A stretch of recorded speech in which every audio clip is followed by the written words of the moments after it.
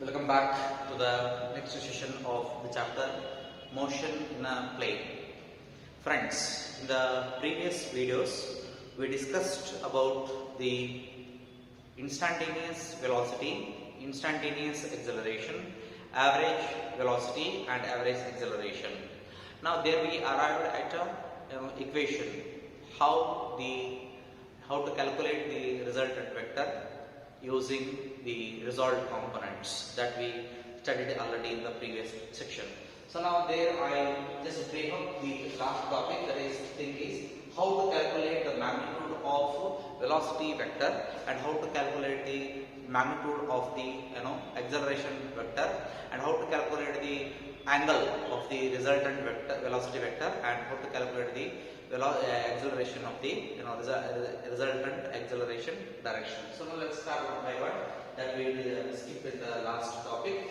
That is already we know this one. V is equal to square root of Vx square plus Vy square. This is how this is calculated using the formula. Vector V is equal to Vxi cap plus Vy j cap. If we have this formula, it is possible to calculate the magnitude of the velocity component of this equation. V equal to square root of Vx square plus Vy square. This is only the magnitude. Similarly, the angle tan theta is given by tan theta as already given that y axis by x axis, that is Vy by Vx. Similarly, if you have acceleration equation, so we have a vector A is equal to Ax I cap plus Ay j cap. So then the magnitude of acceleration component is given by acceleration is equal to Ax square plus Ay square. Similarly, tan theta is equal to, as I said, y axis by x axis, that is Ay by Ax. Even if you want to elaborate this one, then it becomes theta is equal to tan inverse of Vy by Vx. Similarly, theta is equal to tan inverse of Ay by Ax. These are the two important things which we left because of the time lapse. So I skip now in explaining the one thing. And along with this, there I explain about the instantaneous velocity. How exactly the instantaneous velocity? As I said, here we have time interval, and that time interval is very small and approaches to 0. Delta t tends to 0. Then how to calculate the direction as well as the angle or the velocity component at the along x-axis and y-axis. How to calculate this? Very simple. Again, consider xy plane, x-axis and y-axis mutually perpendicular to each other. Then you consider any type of path traced by the particle in the plane, xy plane. Then in this plane, if the delta t tends to 0, that is almost equal to 0, the approaches to 0, that means what? Here we don't have any two objects here. Let's say P1 and P2. If P1, P2 are the two positions of the particle and it is moving in an xy plane, then we have one radial vector, another radial vector, try them to get the resultant radial vector. That is one more part. Now here we don't have P1 and P2. Both P1 and P2 are coincide in the same point. So at the same point, let's say here. So now draw a tangent here. This tangent will give the direction of the particle at this distance. Then resolve the component. So this is one angle, this is another angle. So if we resolve, we get a perpendicular components like this. This is Vx, this is Vy. This is the direction of the velocity of the component. That means what? If a particle is moving in any path in a xy plane, then to calculate the instantaneous velocity at any given point, then draw a tangent. The tangent will give the direction of the velocity component at that instant only, right? Then if I draw a tangent here, then the tangent changes like this. This is the direction of the tangent here over this. Then draw a perpendicular line like this. So this becomes Vx, this becomes Vy, this becomes V. So this is the angle between them. So that is why I said draw a tangent. The tangent will be the direction of the velocity at that instant of time. Then resolve the component to get Vx and Vy.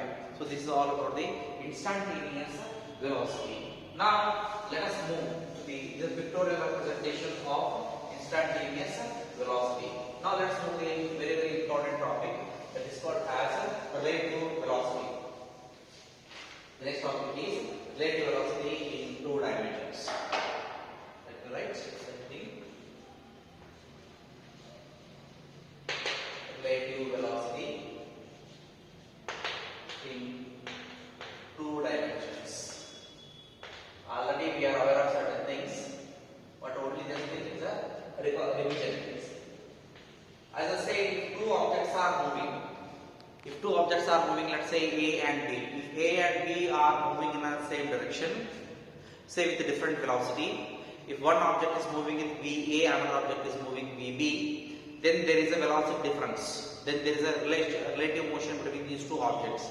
That means VA is one thing, VB is one thing. Then if Y take the difference between those two velocities, that will give the relative velocity between the two objects. That already we studied in the previous section. So now relative velocity, already we know that. So now let's start one more thing, that is relative velocity of object A. Relative velocity of A with respect to B is given by VAB is equal to VA minus VB. Similarly, relative velocity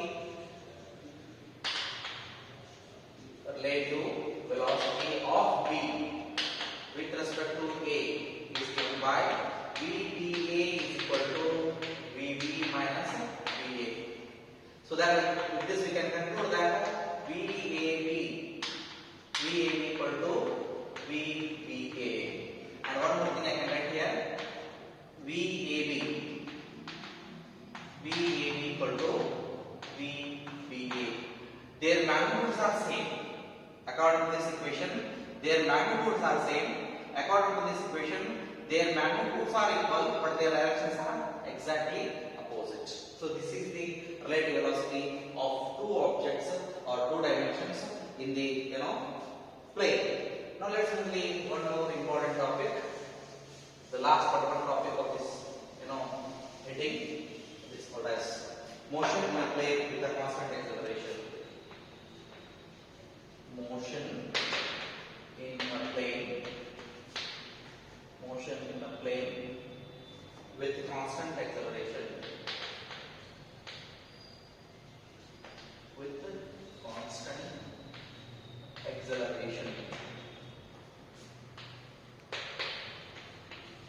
Now friends, here they itself declared that the acceleration is constant.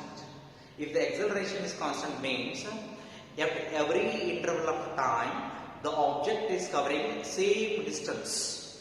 I repeat, now listen carefully. Suppose at 0 second, if the initial velocity of the object is say 3 km per hour, after 1 hour still it is 3 km per hour only. After 2 hours 3 km per hour only. That means what? At every interval of time, it may be in hour, it may be in a minute, it may be in a second. At every interval of time, the velocity of the object is remains same. Such type of acceleration is called as what? Constant acceleration. That means the time interval remains same. Now, if I consider, suppose if I consider if the object is moving in such a constant acceleration, right? So then how to write the velocity equation with respect to two intervals? So now let's recall, already we studied the previous chapter, that is if V0 is the initial velocity, if V0 is the initial velocity at time interval t equal to 0, at time t equal to 0, if V is the final velocity, if V is the final velocity at time t equal to t, then what I have to calculate? I have to calculate the difference between these two time intervals. Then I will get delta t. Then I have to get the difference between these two objects. Then I will get what? The velocity change in the velocity. Then afterwards, if I express in terms of acceleration, then how to write the acceleration equation? Then if I write the acceleration we know that is called as average acceleration. Average acceleration is equal to change in velocity divided change in time. Change in time. Then if I substitute the terms step by step, change in velocity. Change in velocity means this is the final velocity, this is the initial velocity. Final velocity minus initial velocity will give the change in velocity, that is V minus V naught divided by change in time interval. This is the time interval. If I rearrange, then I will get T minus 0. Then if I rearrange, I will get V minus V naught is equal to divided by T. Just cross multiply, you get AT is equal to V minus V naught. Afterwards, rearrange, you get V is equal to V naught plus AT. This is the motion in a plane, with a constant acceleration. This one already we have studied. Suppose if I express this is in terms of the components. Suppose in terms of components, that means x-axis. In terms of components, that means if I resolve along x-axis and y-axis, what happens? Then I get Vx is equal to V naught x plus Ax t. Then similarly, Vy is equal to V naught y plus Ax t. Then if I take the difference between these two, then if I express in terms of velocity component in terms of vector quantity, then I will get Vx I cap plus Vy j cap is equal to, right, is equal to same thing. Vx is here, so V naught x I cap plus Ax I cap into D, or else just keep it I naught I cap outside, plus Vy is here, V naught y plus Ay, not x, this is y, Ay t into j cap. So afterwards, rearrangement of terms. If I rearrange, what I get? Vx I cap plus Vy j cap is equal to V naught x I cap plus, take this one, V naught y j cap, initial velocity plus Ax I cap plus Ay j cap into T. Look at this. This is also initial velocity with respect to x-axis and y-axis. In acceleration of the particle along x-axis and y-axis and time. So here V naught x indicates the velocity of the component along x-axis. V naught y indicates the velocity of the component along the z-axis. So these are all some important concepts of the motion in a plane with respect to a constant acceleration. And after this, if I take one more important case, what are case? Let's see here. Position vector. If I consider a position vector of a particle, then how to write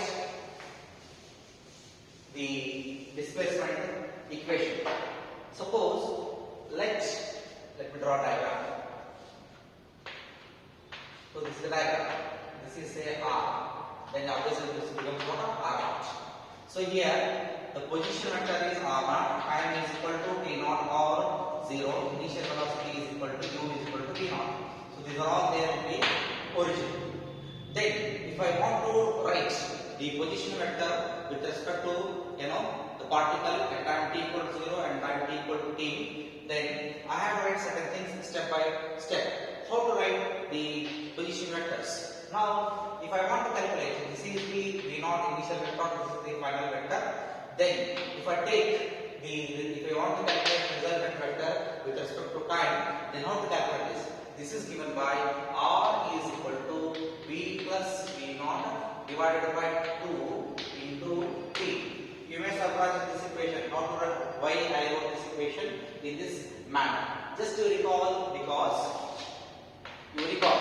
Velocity is equal to what? Displacement by time. So velocity I have written as this. In my case, the velocity now the displacement is taken in terms of r. So r divided by time is t. Then if I rearrange, displacement is equal to v into t. Same thing, v into t I have written here. So now afterwards, here v plus v naught divided by 2 into t will give a displacement of the particle at any instant of time. But here instead of taking the r, if I take delta r, what happens? Look at this here. R naught is the initial position of the particle at time t equal to 0, and r will be the position of the particle at time t equal to t. Velocity is v. Velocity is v. Initial velocity is v naught. Position vector is r at time t equal to t. Position vector is r naught at time t equal to 0. Then if I rearrange this equation, what I will get? I will get an equation r minus r naught is equal to v plus we already know that this is v naught plus ad. V naught plus ad plus v naught divided by 2 into t. V equal to what? Already know that y equal to v naught plus ad. Same thing I forward here. Then continue again. R minus r naught will give you what? 2 v naught plus ad divided by 2. I am just taking the average velocity. Then r minus r naught is equal to, just multiply, you get ad here, 2 into v naught t divided by 2 first term plus ad square by 2 another term. 2 get cancelled. R minus r naught is equal to v naught t plus half ad square. Take this r naught that side, this becomes r equal to r naught plus v naught t plus half ad square. Suppose if our object possesses some position at time t equal to 0 other than the origin, then we have equation r equal to r naught plus v naught t plus half ad square. Suppose if it is exactly at the origin, then this becomes 0, and again we have simply equation r equal to v naught t plus half ad square. So in the previous chapter we derived the same concept as x equal to v naught t plus half ad square. So where x is the displacement of the particle at time t equal to t. So instead of that I use here but apart from that everything is same. Then after this, if I write the velocity component, the displacement component along x axis and y axis, then what I have to write here? So I will write here in terms of say components.